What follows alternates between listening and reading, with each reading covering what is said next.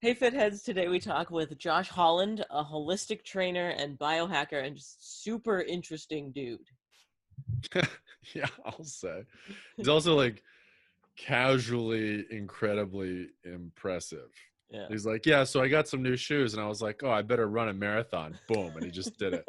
The Boston Marathon, which is like the hardest one, I'm pretty sure. I'm sure. And yeah, the like the casual drops of like, yeah, then I did this, then I did that, and I was like, are you okay? Yeah. Tell me more about it. He's done every diet, landed on the perfect one for him. That's another thing. He talks about figuring out for himself, but not necessarily that that's prescribed for everyone else.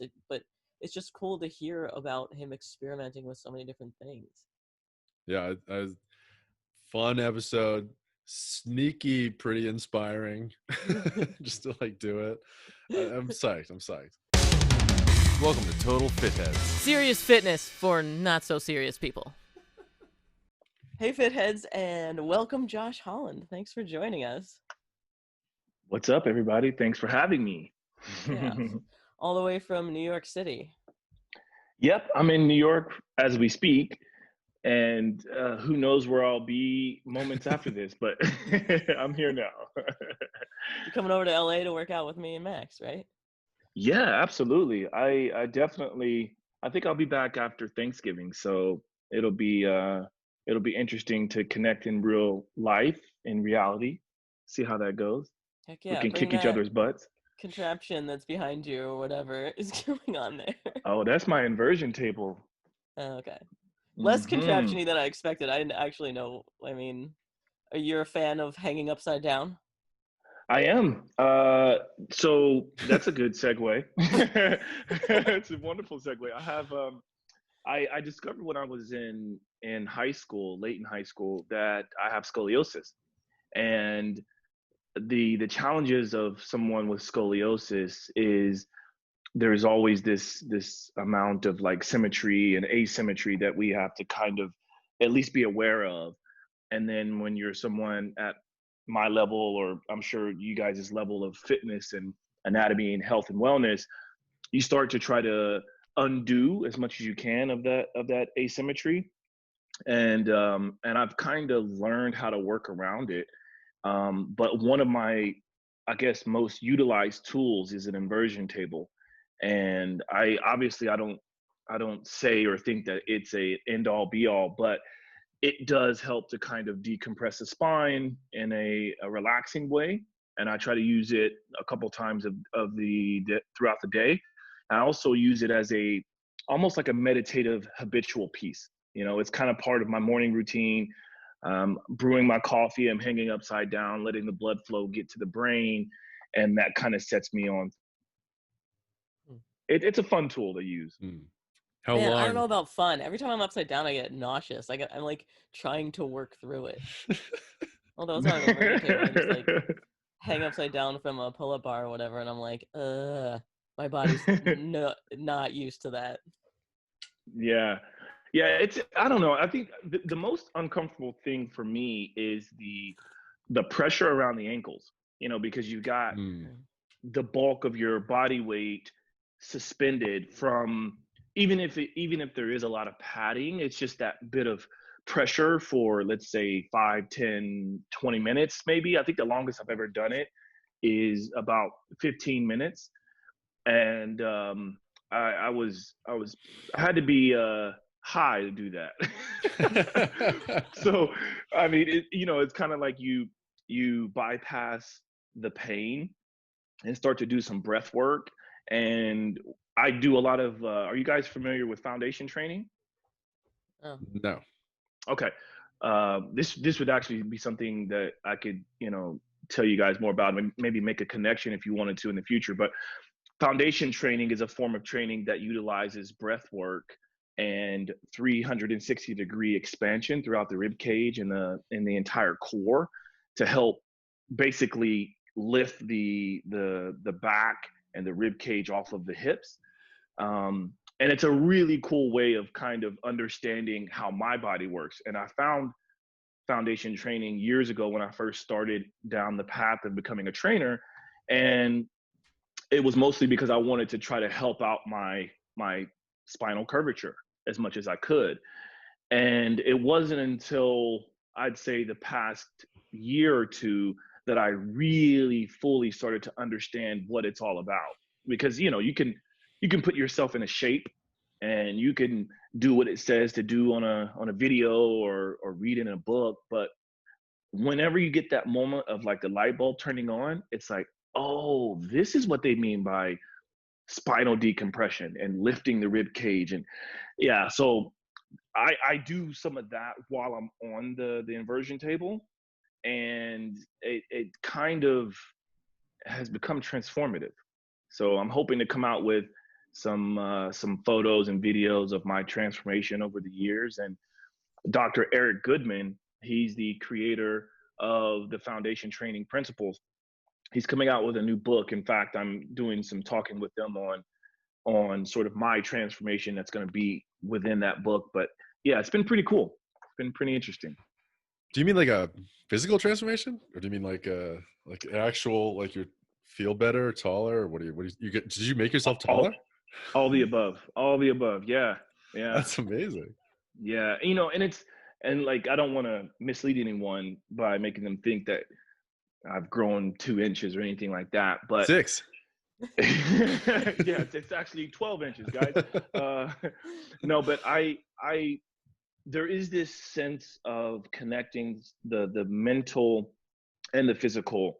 And when at any moment, if you can simply lift your chin and then lift the crown of your head to create that decompression, we can all do that sitting, standing, lying down. And so it's just learning how to utilize that throughout the day, because obviously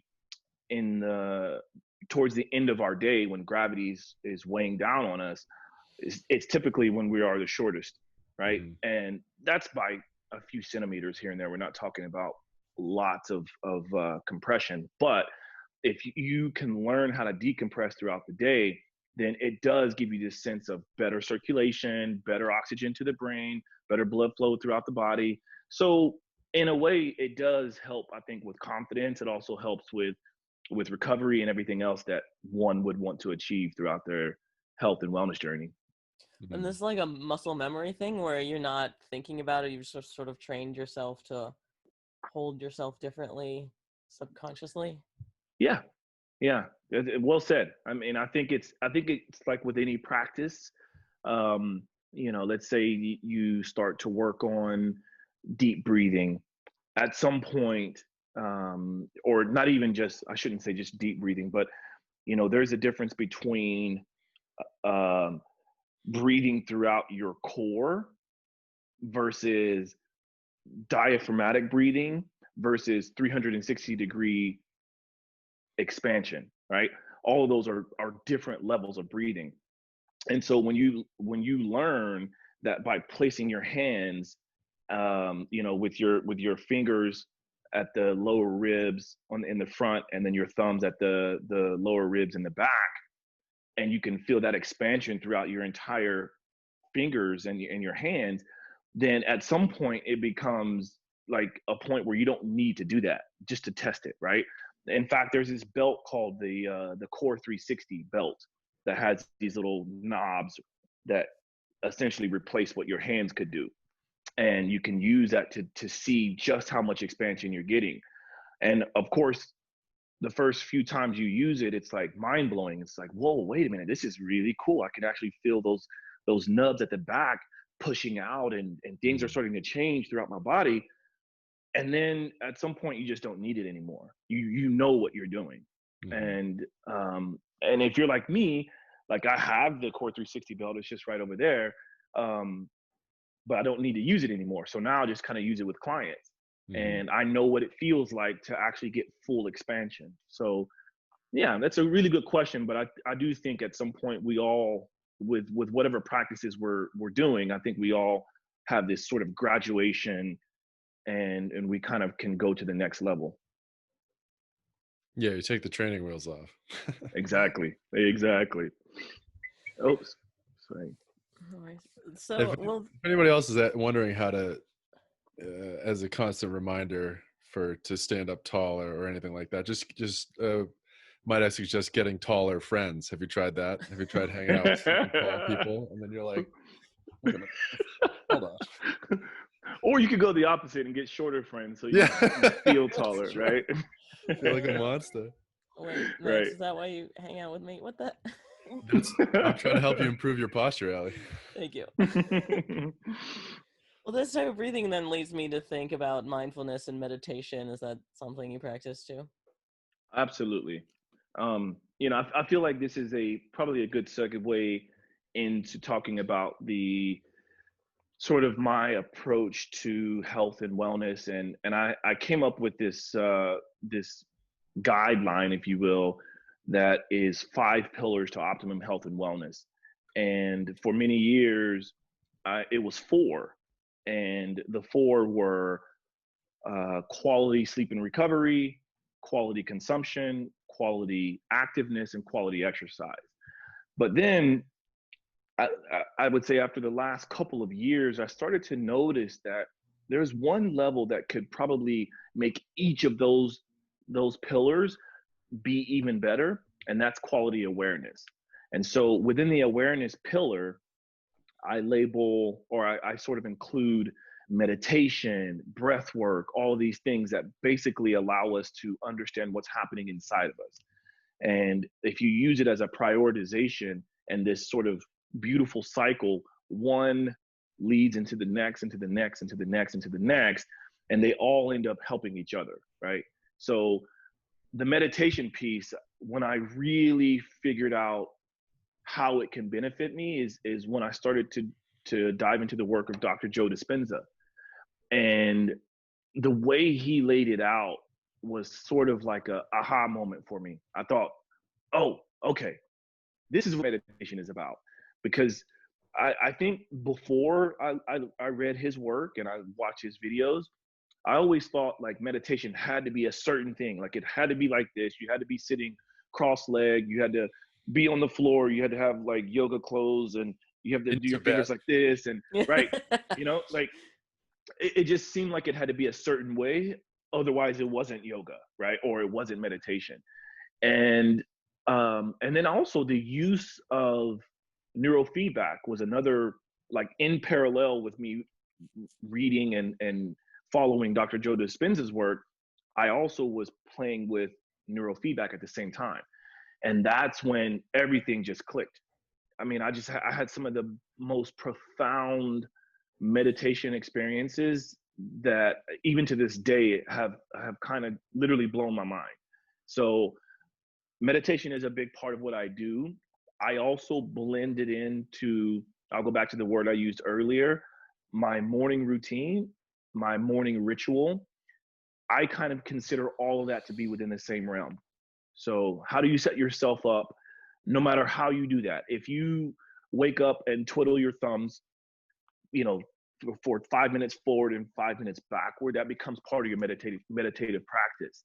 And if that helps you to start your day, then voila, you are on your way. That's how I look at it. Max, what if you have that practice and you don't feel like it helps you to start your day? I'm basically goading Max here. Yeah, I've been meditating all year. I really feel like it doesn't. I've seen a few instances where I'm like, okay, that has helped. I haven't felt day-to-day changes at all. Oh, amazing. The time I've felt like it helped is when I notice myself getting a rise of whatever, whatever emotion. And then that helps me sort of deal with that overwhelming emotion when those instances arise. But I don't feel any day to day. I just sit there. I've tried a bunch of different kinds. I tried a bunch of different apps. Non-neurofeedback though. I've never tried that either. That's true. I was going to ask that. So this is amazing because this is essentially what I do in my practice. And at the end of the day, when you really take a person through the 5 pillars, that first one becomes awareness. And so I have to speak with people to figure out what it is they've done, where are they now, where do they want to go. And when you mentioned what you were saying about how you never really felt it change, I was like, wow, this is exactly how I was feeling. I was like, I don't want to waste time meditating because I don't really feel anything until I did neurofeedback. Really? Yeah, because neurofeedback basically makes it the fingerprint for every person because every person is different. So the neurofeedback has nothing to do with what Ali's doing. It has nothing to do with what Josh is doing.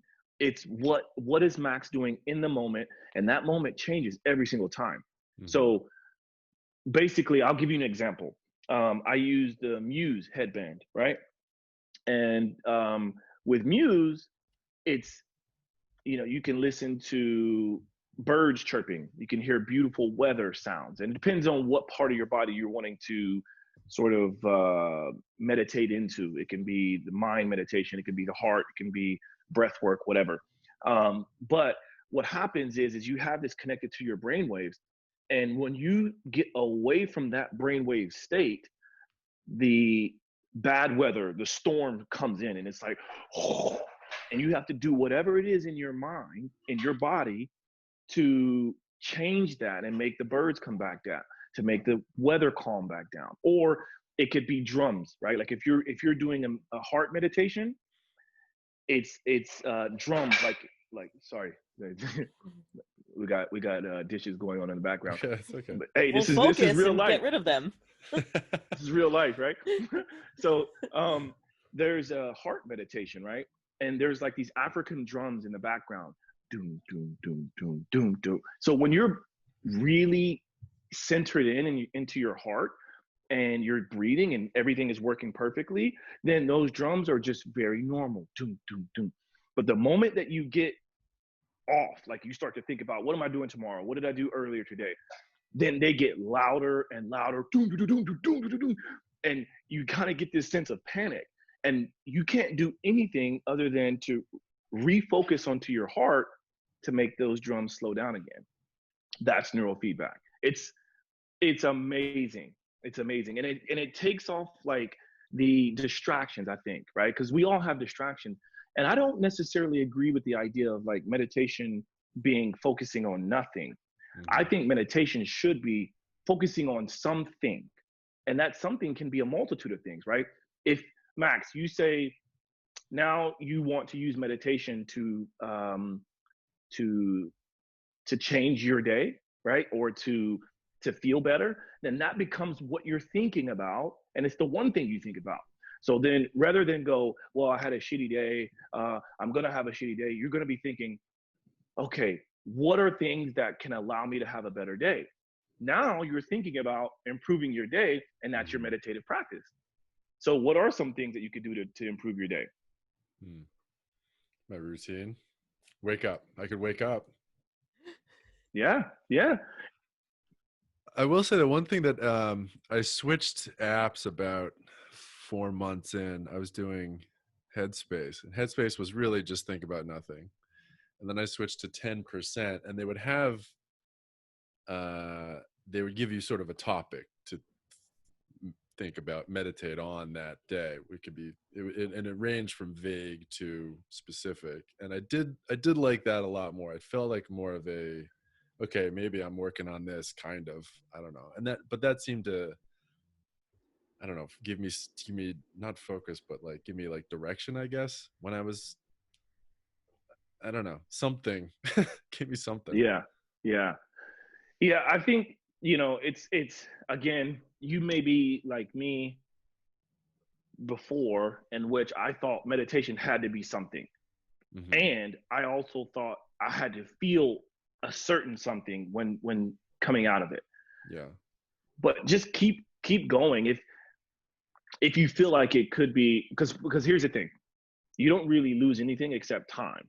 Yeah. And so the worst part is when you're you're saying like, I don't have time to meditate, it's like 5 minutes, 10 minutes, like I don't have time to meditate, but also I can play solitaire on my computer for 45. You know what I mean? Like once I started thinking about it like that, I was like, ugh, shut up. Like you have 7 minutes to do something. You know what I mean? Like how long you can just, look at your Instagram for 9 hours? Like I'm pretty sure you can cut it down a little bit.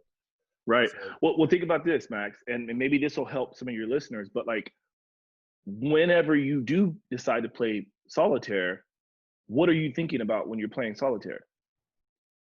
solitaire. There you go. There you go. So Meditation. that's that's the thing, right? Like, yeah, solitaration, right? Soliditation, solitaire. Yeah, solitation. There you go.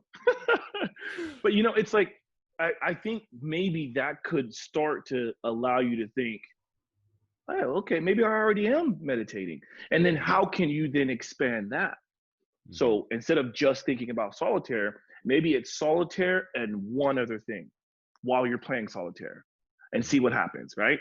Mhm. And then sometimes, you know, I don't know if you guys talk about plant medicine or anything like that, but going back to like truly being serious, like sometimes I like to consume CBD or cannabis or something that allows me to refocus. And some people think that and we're all different depending on the certain cannabinoid system that we all have. We all have a unique cannabinoid system, but for me, it allows me to go very deep into meditation. So I like to read. I like to do my podcast because I have my own podcast show. I like to do all of this when I'm elevated.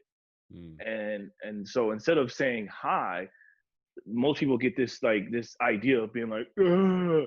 It's not like that, you know. It's just like I'm tapped into a whole different realm, and it's almost like plant medicine allows me to take away the distractions, and so I can laser focus. I can read a whole book just sitting down at once and not worry about, or I can clean the entire house, you know. Mm-hmm. So anyway, it's a long random tangent, but that can happen. Yeah, well, do you use other plant medicine besides THC, CBD? I have tried.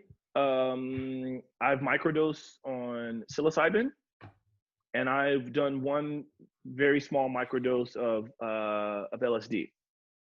And both of those, I would say I needed to take more. I mean, I felt a little bit of something with the LSD, Mm-hmm. and maybe a little bit of something with the psilocybin mushrooms, but I'm kind of a late bloomer when it comes to these things. I like to really research.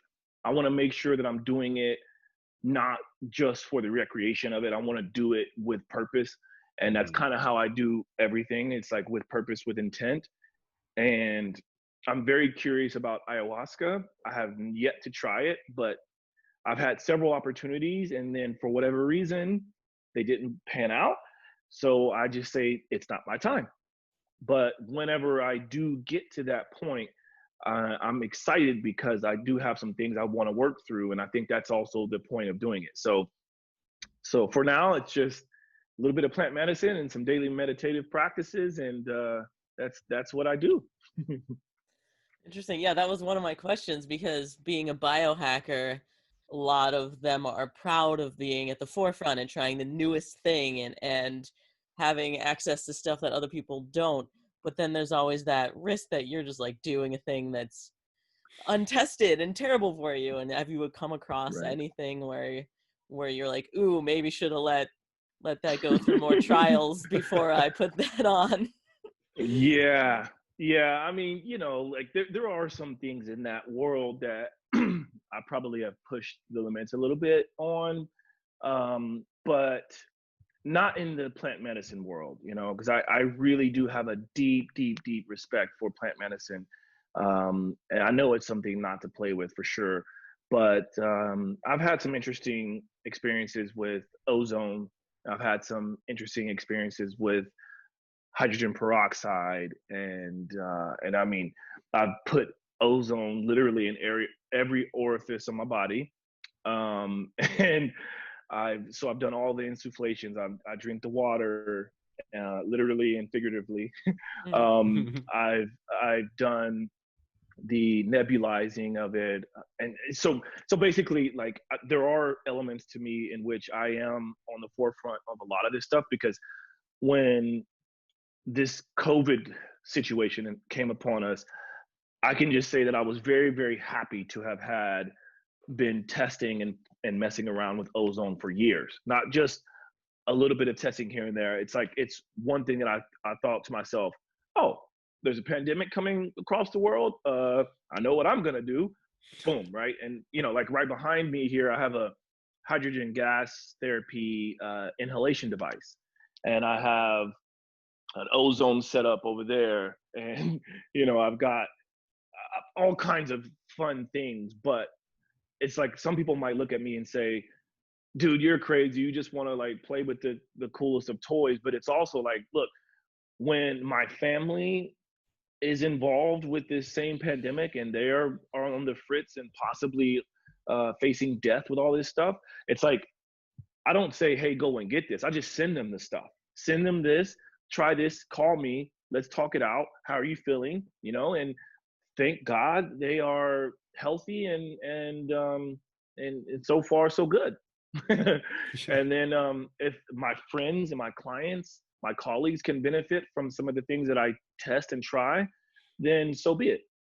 So that's kind of how I live my life. I know it's yeah, some people frown upon it, but I kind of feel like there's enough research out there with some of the stuff that I test to where I feel like it's safe enough.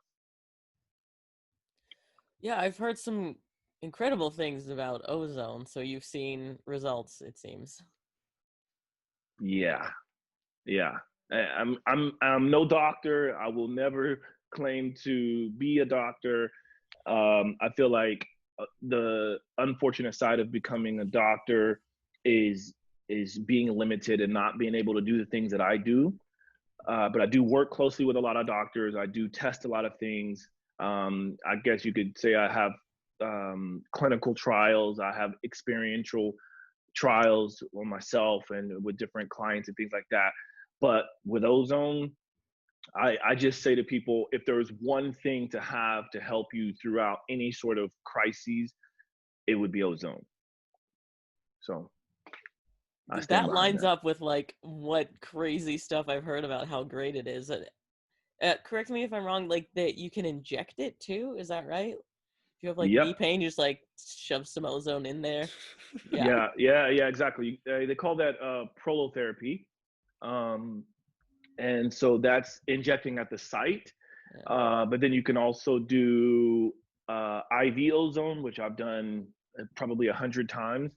I don't do it myself, but I've had it done probably 100 times. And then, of course, you can do the rectal ozone. You can do ear insufflation, nasal insufflation. I have yet to do the injection at the site. I was very close to doing so a few years back when I was about to run the New York City Marathon. And the reason why I didn't do it is because, so I was dealing with a little bit of like Achilles tendonitis and plantar fasciitis, just being stupid, but that's another story. And I kind of thought to myself, okay, I know this is going to flare up when I do this run. I did literally 2 practice runs to prepare. I had never run a marathon before. I did 2 practice runs. Well, you just go straight. Yeah. I was like, well, listen, like I can run a half marathon, no problem. So like, what's doubling it? That's nothing, right? So one day I went and bought a new pair of shoes because I thought, oh, this would be smart, because I was in Boston. And this was like a year or 2 years after the Boston Marathon, like bombing. And I thought, oh, I'm in Boston. I may as well do like a half marathon run. I would do like a walk run. And so I ended up running 14 miles in these brand new shoes. I literally just bought them, took them out the box, put them on, and went for the run. And I'm just cruising along, and it was fine, right? But because there was no sanctioned marathon happening, that means I had to stop at all the stoplights, and cars had to pass and things like that. And the first time I had to stop was at around 14 miles.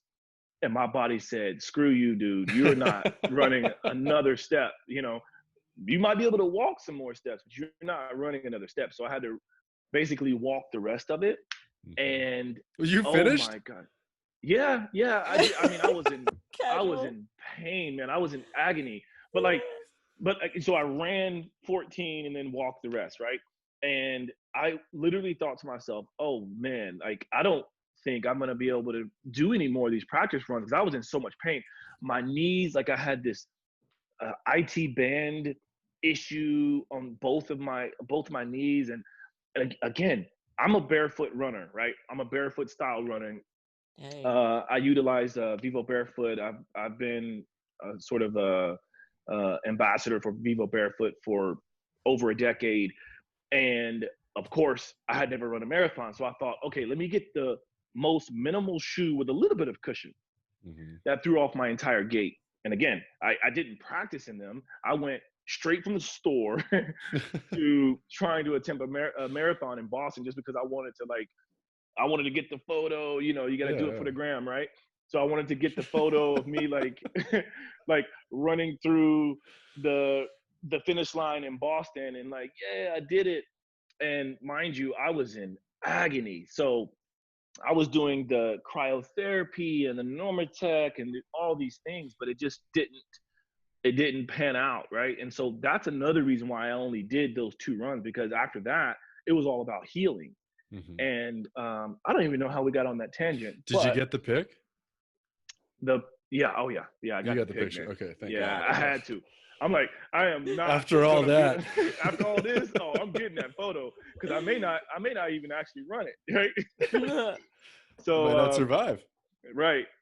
So it was a humbling experience. And how did we get on that topic, by the way? Because we were talking about how you almost injected ozone. I promise I'm not high. I promise. Yes. So I was gonna do that. Thank you for reeling me back in. I was gonna do the injection, and the doctor was like, yeah. So what are we here for? And I was like, well, you know, I want to try this out because I've heard a lot of great stories, you know, about this helping. And he was like, yeah, it's wonderful, but when is the marathon? And I was like, oh, it's in a few days. He's like, oh, no, you are going to have to go through a series of an inflammatory process, and that's what the ozone does, right? So it creates this new signal throughout the body that says, hey, you need to heal this area, right? So you may go through a few days of like more pain and inflammation. Mm-hmm. And so he's like, I think it was on a Wednesday and the marathon was on that following Sunday or whatever.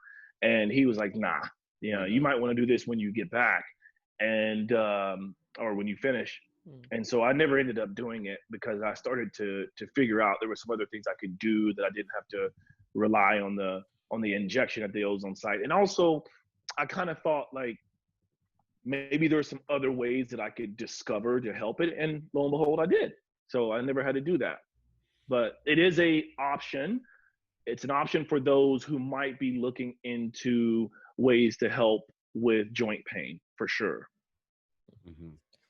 For the record, the marathon's on a Monday. The Boston Marathon's always on a Monday because it's one of the biggest holidays that Boston has, and we all just get hammered and watch people run and think like, yeah, let's go. But it's always on a Monday because we always take. I grew up in Massachusetts. Interesting. We had a distance runner on here on a podcast a couple weeks ago or a couple episodes ago, and he said if you're sore, maybe you're not warming up enough. Did you stretch before you started to run 14 miles, or did you? Of course. I mean, look, I will tell you this. And I would be happy to say this to the gentleman you're speaking to, but like, there was going to be no amount of stretching and putting up anything that would undo what I did. I attempted to do that day. It was foolish, right? It's like, I'll admit that it was foolish. What should have happened is I probably should have just taken the last, let's say, maybe 8 miles or whatever of that course and finished that way, right? But here's what I did. I was in Boston. I was on tour with one of my clients, Roger Waters, and we were in Boston for I think 2 weeks. And so I didn't have a car. I didn't have anything. I don't know Boston at all, really. And so I decided to take an Uber, and the Uber dropped me off however many miles out, like 26 miles out, right? And I was like, okay, so how do I get back? And so I ran it. I Wow. just ran it, you know? Now, when I got there, you know, I had to pee and, you know, and I wanted to kind of get going. And so I did a nice, very thorough warm up. And I was like, oh, I'm feeling good in these shoes. And I was feeling really good. And I was a little overzealous because I was running like a good time.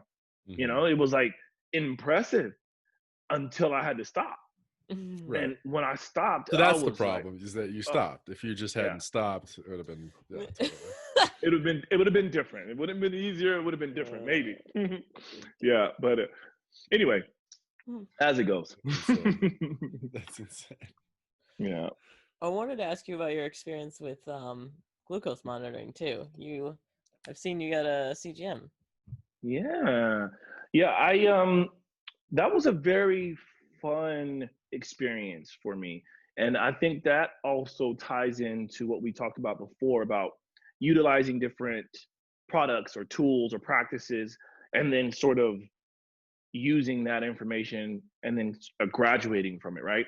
So for me, I used a CGM for about 2 months, and I learned all sorts of things about my biology and what happens when I eat certain foods, and what happens when I fast, and what happens when I don't sleep well, and what happens when I do a strength workout versus an endurance workout. And that was why I used it, because I wanted to be able to speak on it for myself to know, but then also to bring about a certain set of awareness for my clients. And again, I say bring about awareness because again, that's my number one pillar, but also notice I didn't say so that I could show them what to do or tell them what to do and how to eat, because their biology is going to be very different than mine, and how they respond to working out and how they respond to eating and how they respond to fasted workouts, and all of these things change. So so it was very, very fascinating. I think that was probably one of the coolest hacks of 2020 for me.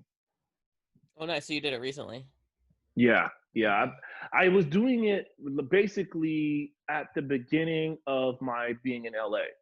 So I was able to work with a doctor to get a prescription, and I did it for about 8 weeks or so, and then I called it a day. I just kind of, I think I even still have like one more of the packets that I could use if I wanted to, but I got what I needed out of it, and that was it. And I kind of started to notice that I could guess almost exactly where my glucose levels would be without even looking at it. Yeah.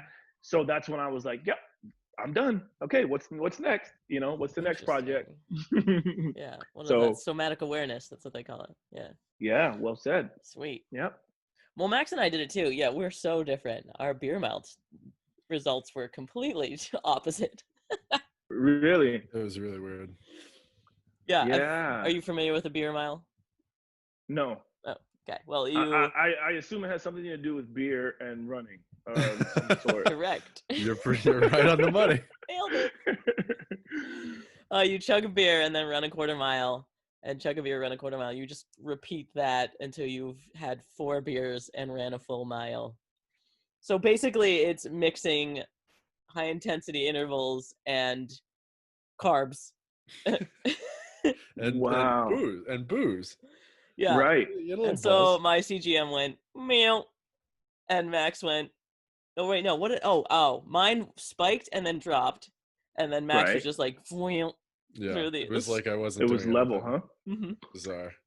It's it. You guys would not want me to do that with you, because I have a gluten intolerance, a pretty nasty one. So that would have been a very, very not fun project. But depending on how fast you run, yeah, that would be. How many times did you do that? Well, we do it all the time, but with the CGM only once. Okay, cool. Because I would be interested to see what happens if like one of you went into like sprint mode on those quarter mile runs versus a very chill, you know, pace.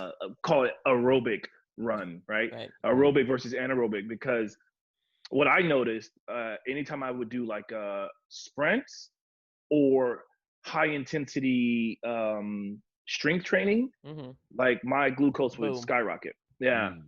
Yeah, like you But had. when I was doing endurance, it would go down. But if I was kind of moderate, it would be about the same. Mm-hmm. Yeah. Yeah. But Well, when you're that's back me. in LA, they make ciders that are gluten free. Yeah, you could do vodka sodas if you want. Ah. Or don't you think it would be fun if I just went ahead and did it with the gluten and just Sure. wear a diaper? I could wear a diaper. That would be fun, right? What would that Is do that to a my handicap? glucose? The Urta Pipping of Interesting. Yeah. Well, when did you discover that intolerance? Was that like a big change in your wellness? Yeah, that was big. It was oh, I don't remember. It was probably like 10 years ago. I used to always get like ringworms, those little ringworm rashes on the back of my Sure. arms, and like my hair was thinning there for a while before I was growing dreadlocks. And I always wondered, like, man, and then I would get like these bumps on the back of my arms and on the back of my legs, but it wasn't all the time. It would be just like certain periods of time. And it was enough for me to go, you know what, like I value myself for having good skin. And a lot of people always talk about me having good skin and all these things, but like I always, sometimes I would develop these little rashes and ringworms. And it's just kind of like, man, what is going on? Like I can only clean my sheets so much. Mm-hmm. And it was even happening when I would be away at other people's places or whatever. And I'm just like, man, what's going on? And I went to the doctor a few times, just, your regular medical practitioner, the general practitioner, I guess they call them GPs. And I was like, hey man, like I get a little bloated for no reason. Back of my arms and legs itch. Some weird occurrences happen when I go to the bathroom. I think I need to be checked for like colon cancer. My doc like laughed at me and was like, dude, you're just wiping too hard. You're wiping too much. And I'm like, nah, that's probably not what's happening here. But let's get to the bottom of it. And he never really helped. So I kind of decided, like, I kept hearing a little bit about gluten, and I remember I'm a big fan of comedy, and I remember this. I forget who the comedian was, but one comedian was doing stand up, and he was just like, "Look, guys, I don't know what gluten is, but whatever it is, I know I need it because it tastes terrible without it, right? The food tastes terrible without it." And so it was just kind of funny, and it kind of caused me to think, well, maybe there's something to this whole gluten thing, because some people are feeling better when they don't have it. And so I just decided to take it out. And during this time period, I was also toying around with being vegetarian. And so I was vegetarian, and then that was a point in which I ate more gluten than I ever had in my life, right? Sure. Because if it wasn't meat, I would eat it, right? That's what I was doing at the time. Wasn't smart. And I will admit that I do dumb things, but whatever. I learned from it. And so I started saying, wait, okay, at what point in my life had I had this much gluten? Never. And all of my symptoms are worse, way worse. Okay, there's a correlation here. So I started to take the gluten out. And that's when I was like, wait a minute, I feel better. And, no more rashes. And my hair wasn't thinning anymore. And I was able to grow a full head of hair. And my stomach wasn't bloated anymore. And I'm like, huh, this is interesting. So then I started to really dive into the like, okay, let me do gut testing and do all these things because the doctor's not doing it. So let me do my own. So I went into Biome and did all these different testing protocols. And lo and behold, I do have a gluten intolerance, enough for me to go, you know what, like if I'm on a date or if I'm out with people and I just don't want to feel shitty, then I just won't have it, and I started to learn that like if I carry around charcoal and I have this product by my friends. Yeah. I have this product by my friends at Bioptimizers. I'm good friends with Wade Lightheart, but he makes this product called Gluten Guardian, and it's basically like a set of digestive enzymes and proteolytic enzymes that really helps to undo or prevent or mitigate the consequences of having gluten. But I use that only as like an emergency patch. I don't, because it's like, I know there's a consequence, and it's not like I really like bread that much, right? It's like I would eat pizza and leave the crust. So I guess my body was telling me that, dude, you probably don't do so well with this. And I used to be the one to take off the crust on my peanut butter and jelly sandwiches as well, Mhm. But maybe that was just my body telling me like, you don't like this. So Yeah. yeah, Maybe you're a brat. maybe I still am. Yeah. That's crazy. I've never heard of like gluten being a cause of ringworm or rashes or anything like that. That's so lucky, honestly, that you were able to sort of go on like a little mini life journey there and like be able to target something. You know what I mean? Yeah, yeah. If my best friend from Oklahoma, his name is Josh, also, and we grew up together, and I'll never forget. I didn't know what ringworms were until, and I mean, I'll never forget this, but like, when you're young, late teenager, I was around 19, 20 years old, there'd be times when he would look at me and he'd be like, "Oh my God, you got a ringworm." And I'm like, what does that mean? Like, I felt dirty and Yeah, of disgusting. course. And I would like look into it, and I'm thinking, do I have worms in my body? Is that what this means? Like, I didn't know what it was, but I knew I wanted to get rid of it. And Of course. all I could find back then, because there was no Google, so you go to the library, and I literally went to the library to look up ringworms. And it just basically said, like, to not have ringworms, you get this ointment, put it on there. So I went to the store, you have like a psoriasis and ringworm ointment, but then it also says to wipe down everything, clean your sheets.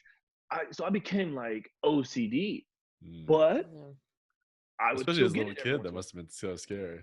Yeah. Yeah. And then to then go back, trust me, once I figured it all out, I went back to him and I'm like, no more ringworms, like, I know what that is, bro. Yeah. But yeah, I guess I would say I am happy and lucky to have been able to discover what the root cause of my situation was with it. And I can be the first to say that I haven't gotten it since. That's Nice. amazing. Very cool. For anybody that doesn't know, ringworm is a very, very small, slight fungal infection that looks like a circle or like a bullseye. And in my opinion, it's super fucking gross because of the name. If it was called like a halo or like a rose circle or something, people wouldn't freak out about it. But because its name is ringworm, people lose their minds over it, and they think it's like an actual worm living under your skin. It's it's a small fungal infection. You put some athlete's foot cream on it and it's gone in a couple of days. But the name just is horrifying to me, not just to people, to like, I know what it is, and the name gives me like the Yeah, so it's pretty crazy, but not to fear. There's a lot of things you can do to try to undo it, and so I'm your guy if you need some help. So then you had a good experience with Viome. Was it helpful for other stuff besides that? Yeah, yeah. I learned that there was random things that I was eating that wasn't being digested, that could have been an issue to me, and random things like Screws. raisins, Oh. screws, nuts and bolts. Don't eat those anymore. No, but like things like raisins and I can't think of anything that come to mind. But after doing Viome, I started to see that there was like superfoods, and then there's foods to minimize, foods to avoid, and then foods to indulge. And I was like, wow, okay, this is the first time I've ever thought about like really looking to foods like at this level. So that was cool, very helpful. And then I took it another level deeper because I was working with a friend of mine named Oscar Isaac, and working with Oscar has allowed me to really go, okay, if we want him to look his best on camera because he needs to be naked for like a scene in a big movie, we're gonna do everything, pull all the stops, right? Like, so we both did this test called a Cyrex panel, and with the Cyrex panel, you get like so many different biomarkers tested, but you really get a sense for like what's happening. Like they utilize IgG and IgE for the testing protocols, and I discovered that there was, I think, 5 things that to this day that affect me. One of which I already knew: gluten or wheat, and of basically of any sort for me. Soy. So soy for me is a major issue, and I think for a lot of people to a certain degree. And then there was a couple things that were like, oh, I didn't really realize that. But one is pumpkin seeds. Another is mustard seeds. Not mustard, but mustard seeds, apparently. Oh, okay. And I was a huge fan of mustard. I've always loved mustard. So, okay. They say that some of the things that we love the most happen to be the most problematic. That's what they say. And then another one was pea lectin. So the skin of peas. And what was the last one? Oh, yeah, I already said pumpkin seeds. Yeah, so pumpkin seeds, mustard seeds, pea lectin, soy, and gluten. And those are the 5 most problematic things in my list of things. So I kind of cut all those things out, and I see that, you know, together with intermittent fasting and you know, trying to be on a lower sugar or, you know, low carb type of lifestyle, it kind of works the best for me. And so I do play around with different things.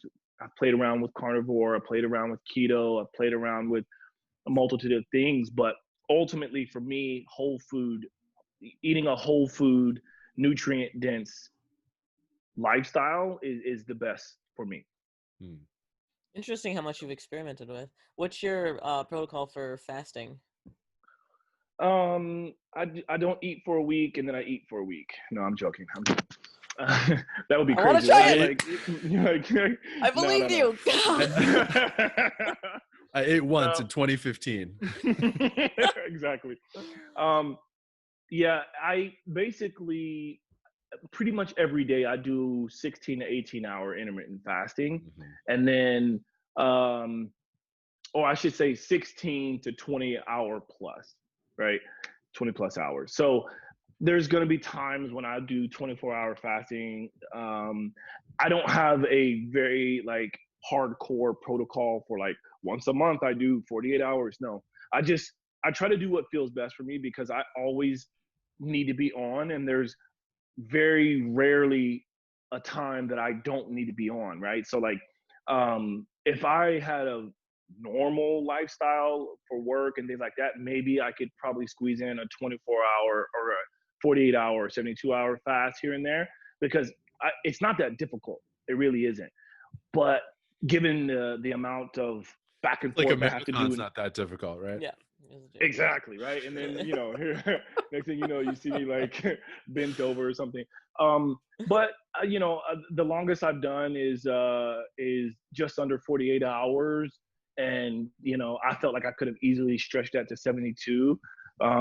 Especially if you consider sleep and going to bed early and getting a good night's sleep and things like that. It just makes fasting so much easier. And then also keeping my mind busy is another just easy one for me. And so sometimes it'll be the difference of, okay, I have an important podcast I want to be on. Let me go ahead and eat something because I know I will feel better if I do. But I play around with different types, whether it be with coffee or water only or bone broth and coffee. You know, I do the different types, but there's a lot out there. And also, guys, I just noticed that 2 things. One, this is real life. My battery is about to die on this computer, and I'm gonna have to go to work soon because that's why I keep looking down. they sprung that up on me, which is part of my job, right? You work with celebs and you are on their schedule and their schedule only. So It's on it. All right. yeah. All right. Well, then let's wrap this up. It was so Yes. awesome talking to you. No, I feel like this is one of the most comfortable like podcasts I've been on. This is so chill. I would love to like do this properly, because I know it was on me, like when we first started, like I was trying to do this on my iPad and try to be cool, and you know what, let's do another one where we can you succeeded. You were very cool. But we could do a part 2. We'll do a sequel. I'm Okay. so down. Sounds good. Yeah, because I want to get to know more about you guys, and who knows, maybe by the time we do the second one, Max, you would have figured out your meditation, and Ali, you maybe would have done your week-long fast. So Oh yeah. Sounds good. A week of fasting. All right, cool. So wait, where Yeah. can the Fitheads find you online? Yeah, so you can find me at Joshua J. Holland on pretty much any social media platform. I was lucky enough to get that. So my website is joshuajholland.com. Instagram is probably where I'm most active, at Joshua J. Holland. Mm-hmm. And yeah, maybe you can find me at your local strip club. Sounds good. All right, sweet. Well, we'll see you soon then. Yeah. Okay. All right. And thank you to the Fitheads. And if you get a chance, please rate and review. It makes a difference for the podcast. It's very helpful for us. Thanks. Thanks, guys. All right. We'll talk soon. Yeah. Sounds Thanks. good.